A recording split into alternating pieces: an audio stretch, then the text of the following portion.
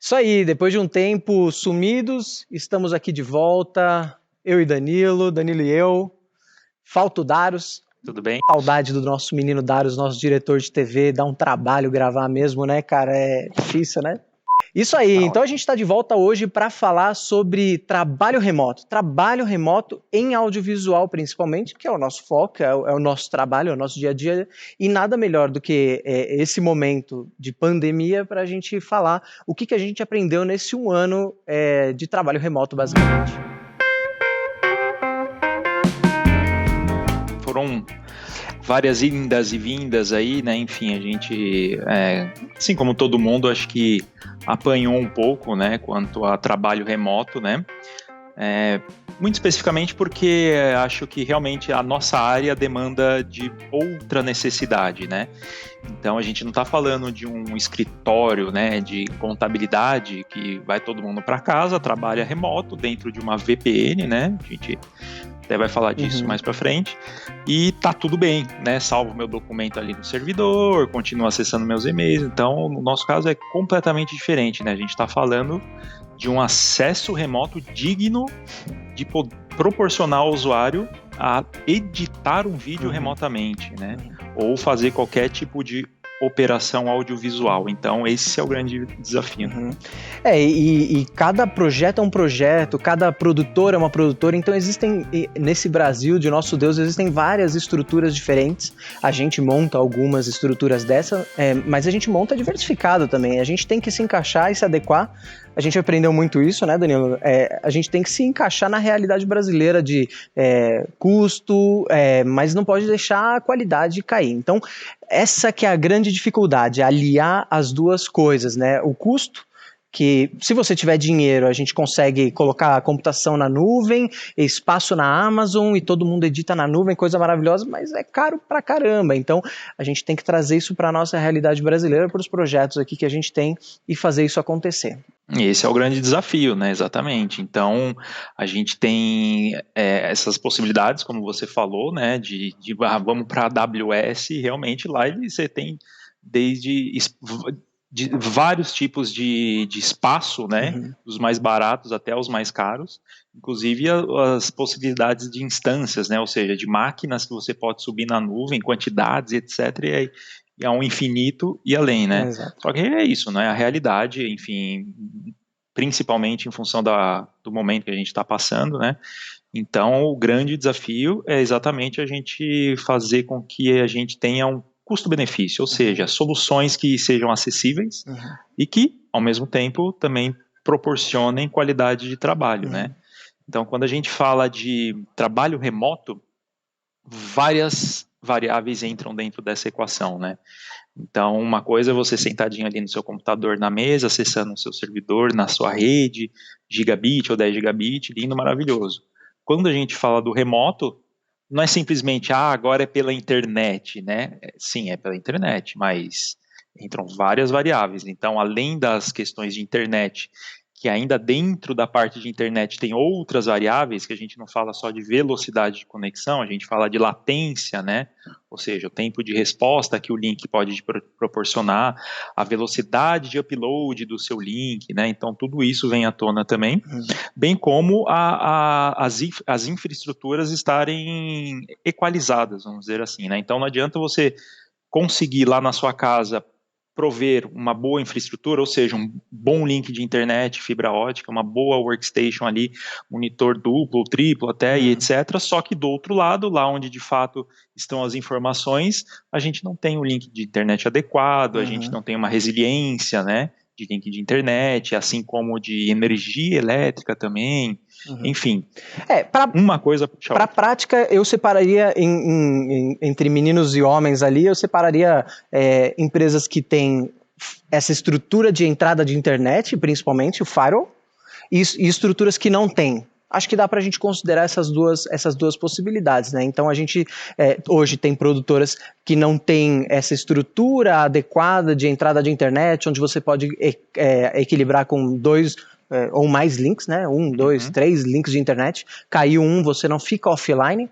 E a estrutura mais simples, sem esse controle da internet. Então, tudo isso que a gente for falar, cabe para um ou cabe melhor para o outro, então vai se encaixando melhor, né? De acordo com o perfil de cada empresa, né? Perfeito, perfeito. E da infraestrutura ali, né? Então, já falando de uma das opções de acesso remoto, que é a VPN. Para você poder prover uma VPN, você precisa um mínimo de infraestrutura, né? De preferência que tenha realmente ali um... O que é uma VPN, cara? Virtual Private Network. Obrigado, Danilo. O cara é maravilhoso, né, cara? O cara vai pro baixo nível, aí não dá para competir.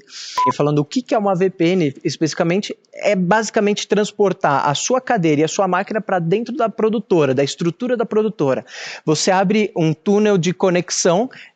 Quem que era? Era o Agente 86? Eu sei que lá, tinha um aquário conversando com outro assim num tubo?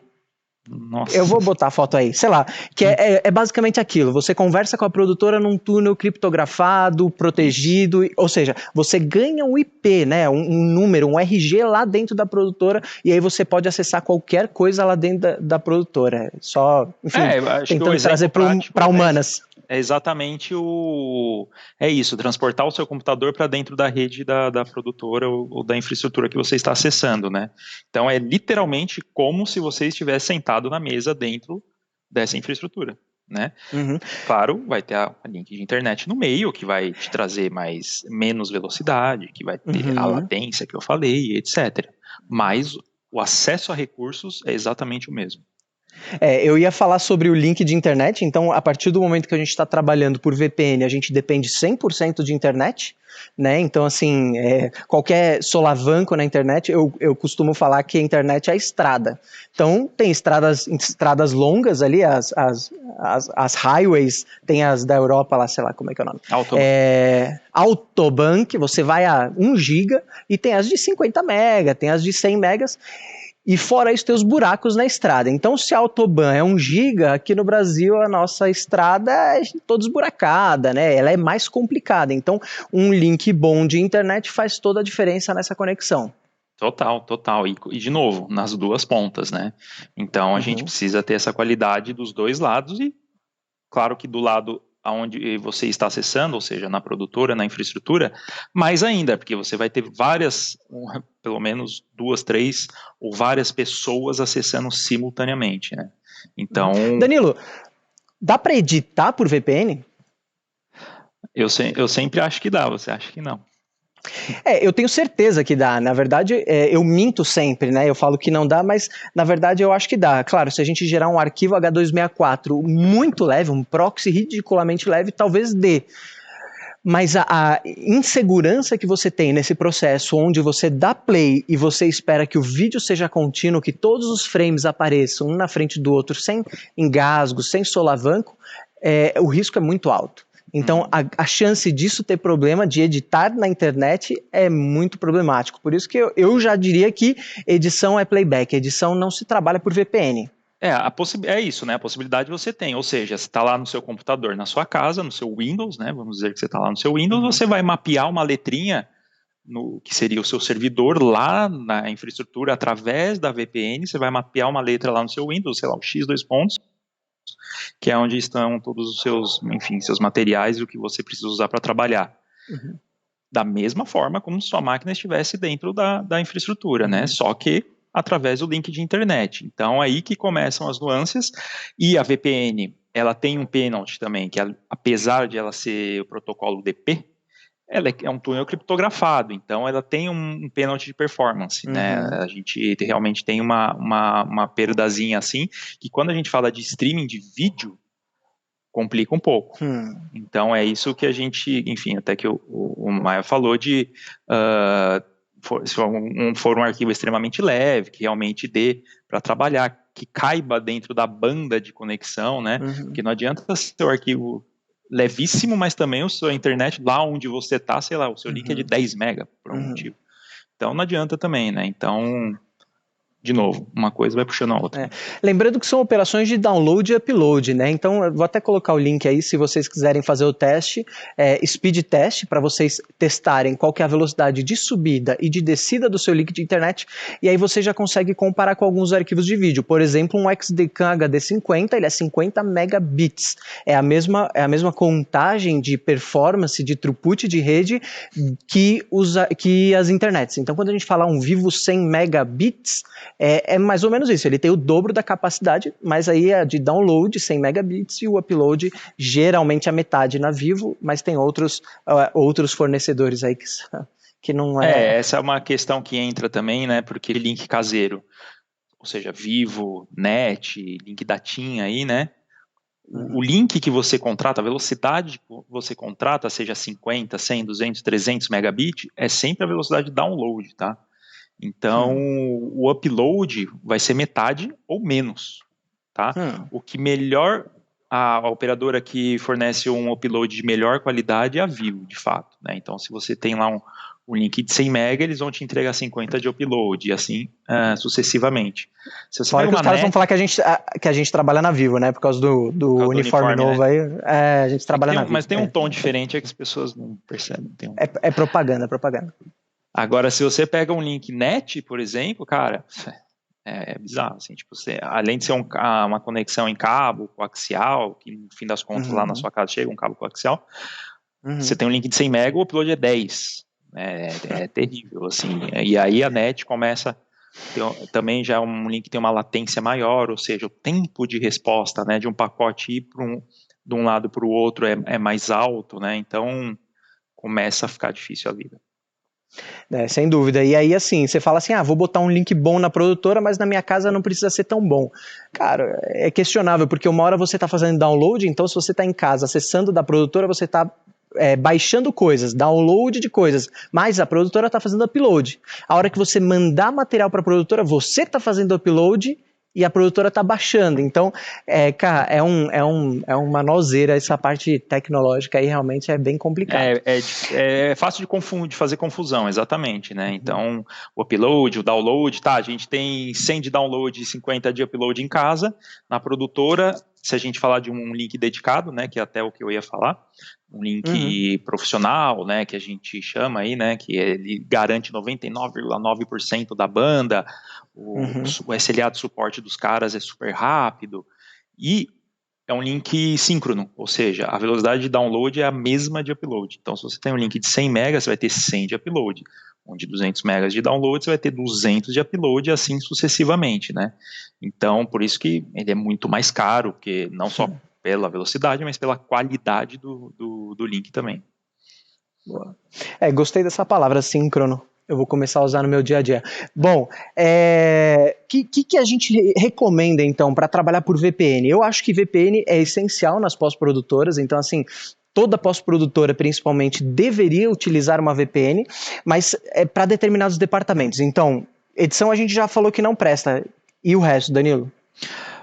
Então, aí que tá, né? A gente costuma falar, VFX, VPN funciona super bem, né? Depende para quem também um pouco, né? Eu acho que, cara, a gente tem que trabalhar um pouco em função do gosto do freguês, né? Então, embora a gente diga que, para VFX para você é legal e por VPN porque o software cacheia bastante, tal, não sei o que lá, mas não sei, pro cara é melhor, mais ágil ele fazer um acesso remoto a uma máquina para poder trabalhar, né? A gente vai falar também mais de acesso remoto já. Eu acho que tudo isso impacta em custo, né? Porque assim, se a gente falar. Isso, de verdade. A gente está aqui explanando, não tem o jeito certo e errado, são várias maneiras de fazer, várias maneiras diferentes, então como que o cliente gosta de fazer? Não tem certo e errado. Né? Até devem ter mais maneiras de trabalhar do que essas que a gente está elencando, mas essas são as principais e são as maneiras que a gente tem utilizado durante todo esse momento pandêmico e que vieram para ficar. A gente já usava VPN, mas o uso intensificou muito mais. Então, como o Danilo disse ali, por exemplo, VFX, um Nuke, um After Effects de Motion, né? Eles carregam o material muito bem na memória RAM e aquele projetinho residindo na memória RAM vai trabalhar muito tranquilamente mesmo mesmo por VPN. E a vantagem disso é você ter o material centralizado no servidor em um lugar só, não tem que ficar baixando, qual é o projeto que está valendo? Subir versão 6, subir 10ª versão, subir qual versão está valendo. Então, é uma versão, ou 2, ou 3, mas está num lugar só. Você não traz coisa para o local e fica ali trabalhando. Então, existe um lance de organização que eu acho que a VPN ajuda muito nesse sentido. Tem esse benefício, né? Então, só dando uma recapitulada na VPN, né? Você precisa de um mínimo de infraestrutura, a gente precisa de uma porta de entrada, ou seja, um firewall, um roteador, que é o cara que vai estabelecer essa conexão VPN, é ele que vai abrir esse túnel e te dar acesso para dentro da infraestrutura de rede. Então, não adianta se você tem lá a sua produtora, ou seja lá o que for, que você tem lá, sei lá, um link da Vivo e esse roteador da Vivo que te distribui a internet para as máquinas lá dentro. Não vai funcionar, né? Você pode até continuar com o seu roteador da Vivo, mas você vai precisar de uma máquina que estabeleça a conexão VPN lá dentro da rede, tá? Então, já que você tem que pôr essa máquina, então coloca já um firewall, uma porta de entrada, que já vai te ajudar na parte de segurança, vai te proporcionar outras possibilidades e serviços, né? E estabelece essas conexões VPNs com número de clients aí praticamente infinito, que vai mandar basicamente a sua capacidade de conexão. Então, para fazer o wrap-up da VPN, então, 3D, motion, VFX, ilustração, trabalhos administrativos, correção de cor, e a gente tem um case de sucesso, né? A gente até fez a live aqui com o Serginho Pasqualino durante a pandemia, a maneira que ele estava trabalhando por VPN, cacheando material durante a madrugada que seja, né? Em um formato mais leve na máquina dele, e aí ele trabalhava com a mídia otimizada por VPN, no mesmo projeto dentro da produtora, então conectado ao database server da produtora, dentro do DaVinci Resolve, né? Então, até mesmo serviços que a gente acha que não funcionariam, por exemplo, correção de cor, que demanda banda, né? Os arquivos são normalmente pesados, fez ali um cache local, ele trabalha basicamente local com o projeto centralizado, então funcionou muito bem e é uma super opção por VPN. Acho que um ponto legal de falar não dá risada de mim. Acho que um ponto legal de falar é onde está o processamento. Então, para a gente finalizar, onde está o processamento? O processamento da VPN deixa de ser na produtora, passa a ser na sua máquina. Então, a gente tem uma máquina boa na ponta do cliente final. Eu não preciso acessar uma máquina na produtora e ela vai fazer o render. Então, quem vai fazer o render é a minha máquina que está em casa, acessando por VPN. Então, deixa de ser duas máquinas. Porque a gente tem outras maneiras de trabalhar que são duas máquinas, só para definir isso. Então, onde está o processamento? Está na minha casa, na ponta do cliente da VPN. Exatamente, que seria o próximo tópico aí, né, que é o acesso remoto, né? Então, assim como a Maia acabou de falar, o acesso remoto, basicamente, você precisa de duas máquinas, né? Por quê? Porque você precisa da máquina que você tem na sua casa e da outra na outra ponta, a qual você vai acessar remoto. Ou seja, você vai acessar o desktop dessa máquina. Você vai fazer basicamente um streaming de vídeo da tela daquele computador. Todo mundo já deve ter usado um TeamViewer, um Ndesk, o Teams está famoso também agora. Então, esses tipos de softwares que a gente usa, por exemplo, para fazer suporte remoto, esse tópico que a gente vai falar agora, acesso remoto. Né? Então, você já, aí começando pelo final, você tem o penalty de ter que ter duas máquinas. Né? Então, a gente tem uma máquina na ponta, na casa do cliente, e outra na produtora, e aí fazendo a conexão maravilhosa com o servidor, por fibra, 10 gigabit, que quer que seja a conexão, mas ela é super estável, confiável, já dentro da infraestrutura da produtora. Depende do firewall, Danilo, para o acesso remoto ali, a gente volta e precisa dessa estrutura mais complexa que a gente falou da VPN, não?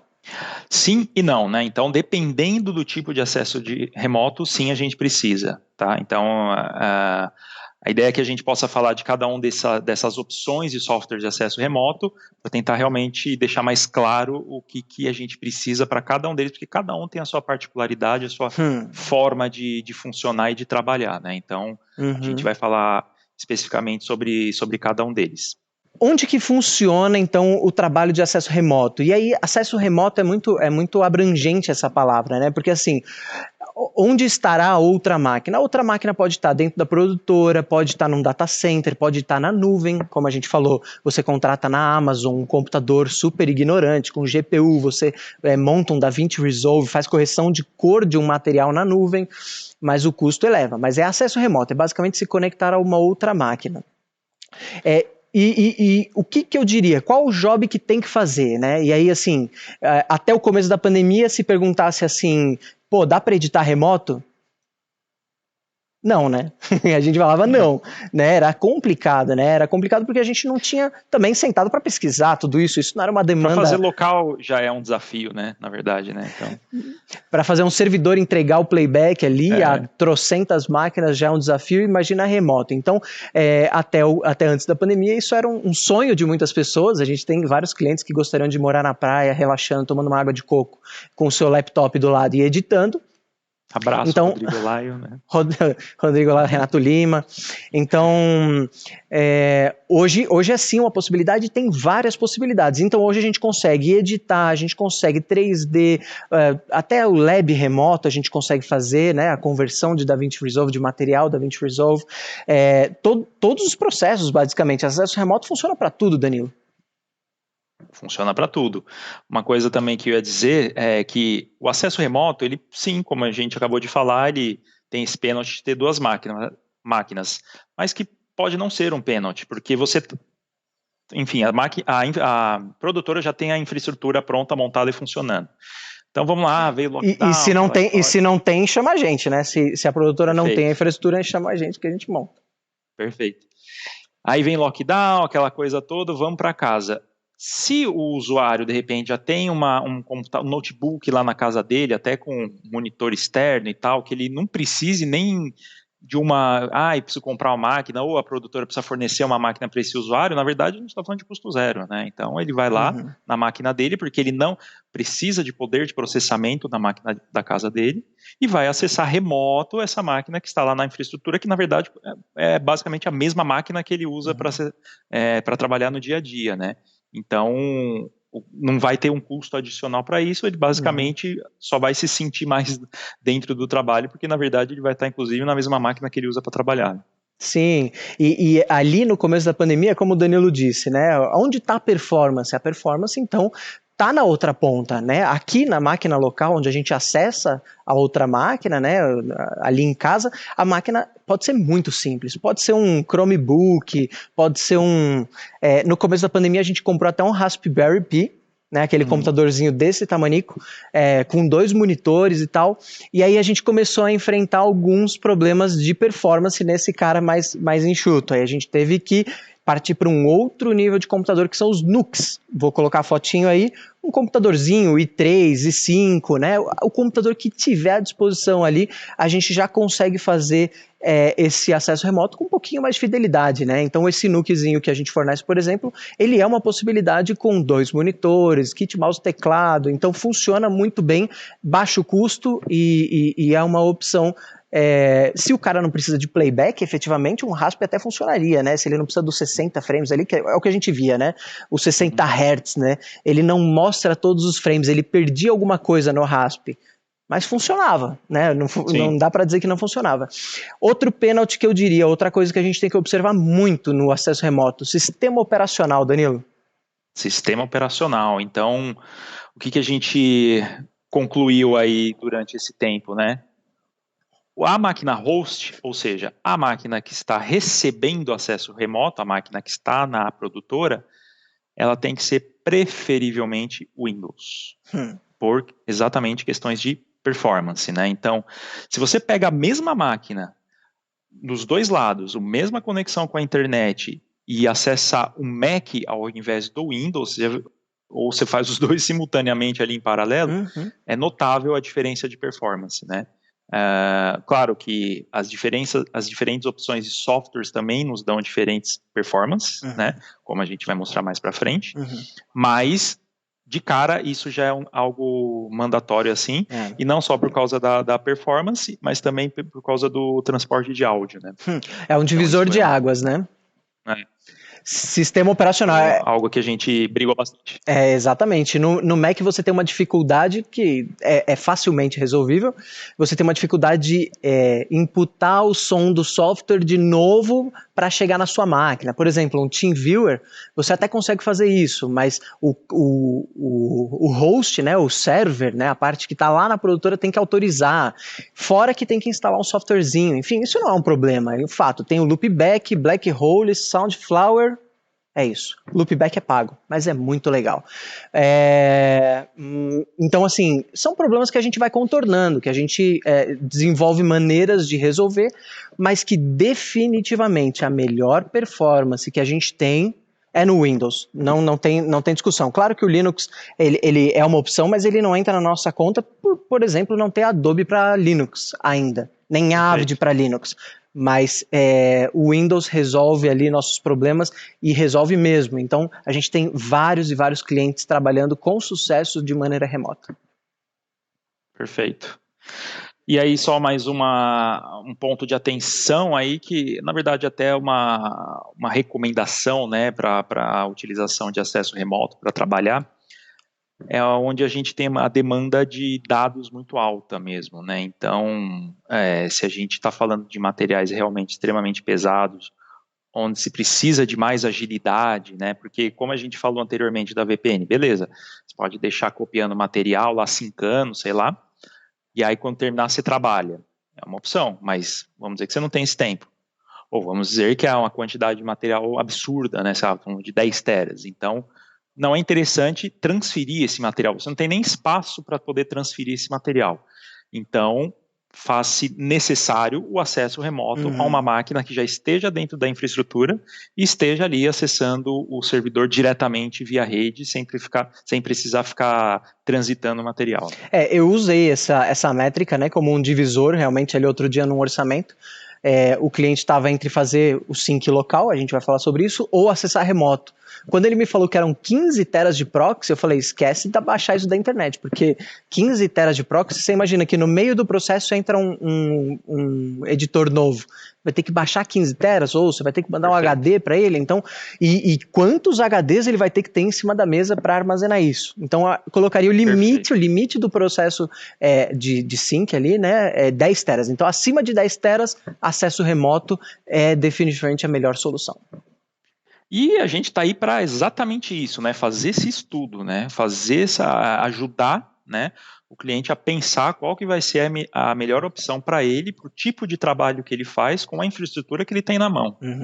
Monta tudo isso, compila todas essas informações e, vamos por esse caminho. Vamos por acesso remoto mesmo, ou para uma ferramenta de sync, né? Que a gente também tem que mostrar nesse sentido, muito legal, muito bacana. Também vai fazer parte de um vídeo dedicado a ela. Então, o que é melhor para o cliente? A gente faz esse estudo, a gente ajuda, a gente a MDOT está aí para isso, né? Só para a gente citar, então, quais softwares, né, nós recomendamos aí para acesso remoto, né? São eles Parsec, Jump Desktop, NoMachine, zCentral e tem o famoso Teradit, né? Cada um deles com suas particularidades, com as suas necessidades de infraestrutura, de custo também, né? É bem diferente o custo entre eles, mas os resultados entregues são diferentes também. Então, a gente vai mastigar isso daí direitinho, cada um deles, nos próximos vídeos aí. Boa. Então, finalizando, acho que a terceira grande maneira de trabalho remoto, a terceira maneira maneira mais utilizada de trabalho remoto, seria o sync de material, que é uma solução que a gente tem implementado, já está em funcionamento, onde basicamente a gente tem o material todo centralizado, não importa onde, seja numa nuvem privada, seja num data center, seja na própria produtora, a gente pode instalar já na infraestrutura existente esse serviço, onde a gente vai enxergar todo o material dentro da produtora e distribuir e manter esse sistema em sync. As pessoas já estão acostumadas com serviços como Dropbox, Google Drive e tal, que já fazem isso, mas é uma opção que se torna útil, muito útil e faz muito sentido. E faz sentido quando, Danilo? O que você acha? Como você dividiria isso? Acho que das grandes vantagens dessa ferramenta é justamente o controle da distribuição da informação, né? Então, é isso que ela nos proporciona. A gente, vamos dizer que tem um job aí que a gente precisa, sei lá, 100 profissionais trabalhando, sejam editores, sejam profissionais do VFX, do 3D, trabalhando nesse mesmo job. Você consegue selecionar exatamente o que você quer que cada um deles vejam. Tá? Então, determinado grupo de editores vai ver somente a cena 1, os outros 5 editores vão ver a cena 2, e assim para os profissionais de VFX e sucessivamente, né? Então, esse controle é necessário, né? Principalmente falando quando a gente fala de trabalho em nuvem, né? E o sync de material é instantâneo. Então, vamos liberar aqui a cena 3 para o usuário tal. Você vai lá na pastinha, dá a permissão, imediatamente o cliente que está instalado lá na máquina do usuário vai começar a sincar esse material dentro da máquina dele. Isso, a nossa solução... Uma vez sincado, ele trabalha localmente. Isso, a nossa solução é o zCloud, né? Então não é o Dropbox, não é o Google Drive, é o zCloud, é o cara que a gente está fazendo o rebrand, colocando a carinha da MDOT ali, mas ele já está em produção, então a gente já está utilizando ele, e a grande graça é isso, antes do cara se ir trabalhar, antes do artista ir para a cena que ele vai trabalhar, o negócio já está sincronizado, já está disponível na máquina dele. É basicamente como se ele estivesse dentro da produtora. Claro, se ele precisar baixar alguma coisa de última hora, vai ter o tempo de sincronismo, mas ele tem ali acesso a X pastas, a várias pastas, e aí ele pode escolher, baixa essa, não baixa aquela, ou deixar no automático.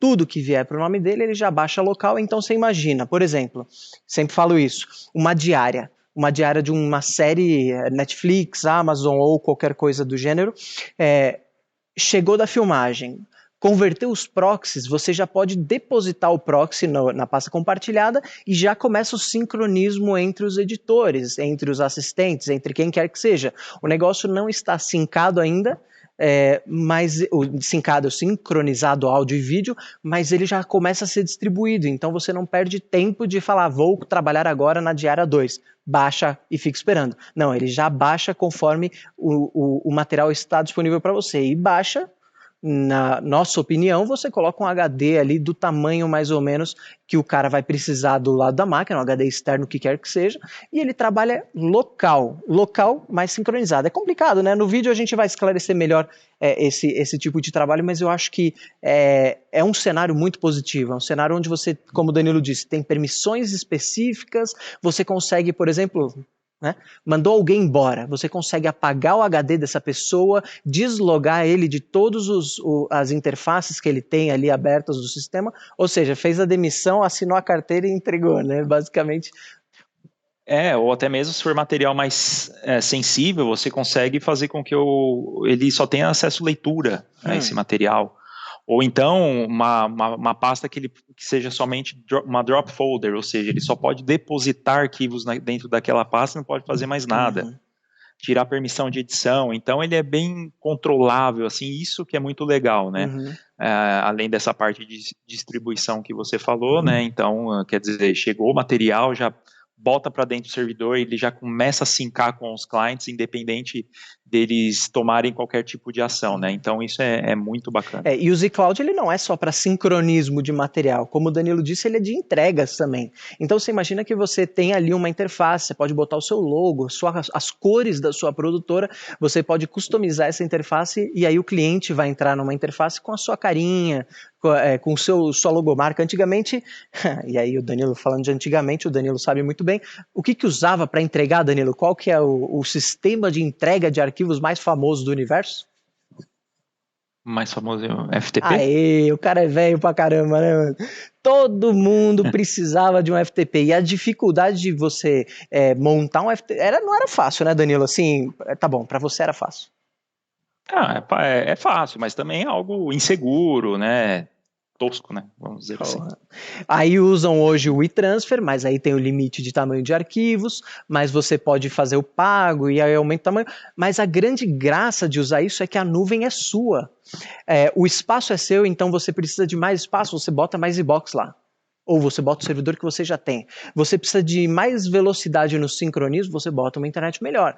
A gente está orçando um projeto neste momento de animação bem interessante, onde vai ficar alocado num data center, com internet de 1 giga.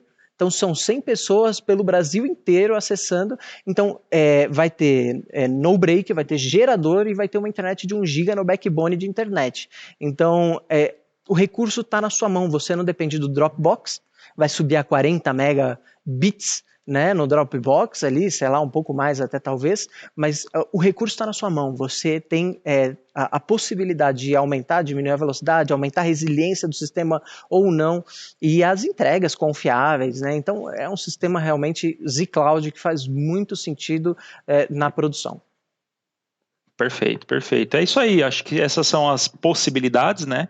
Então falamos de acesso via VPN, falamos de acesso remoto, falamos do zCloud, e conforme falamos também, a gente vai esmiuçar esses caras, assim como as soluções de acesso remoto, nos próximos vídeos. É isso aí, a gente vai falar cada uma e suas especificidades. E a gente vai falar também, por exemplo, de apresentação remota, que é um negócio que não é muito falado, mas, cara, chega na hora de apresentar para o cliente, você manda o vídeo para ele, depois ele assiste e faz as notas, não, você consegue apresentar na mesma hora, no mesmo instante, e a gente vai falar isso nos próximos vídeos. Show! Discurso do Marcelo Daros.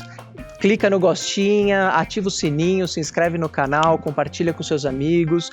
Nosso objetivo aqui é espalhar conhecimento, é que todo mundo tenha acesso a possibilidades melhores de trabalho, então precisar de qualquer coisa também a gente está à disposição, nossos contatos estão aí na descrição, precisando da gente a gente está à disposição. Gente, obrigado. Isso aí, valeu. Valeu.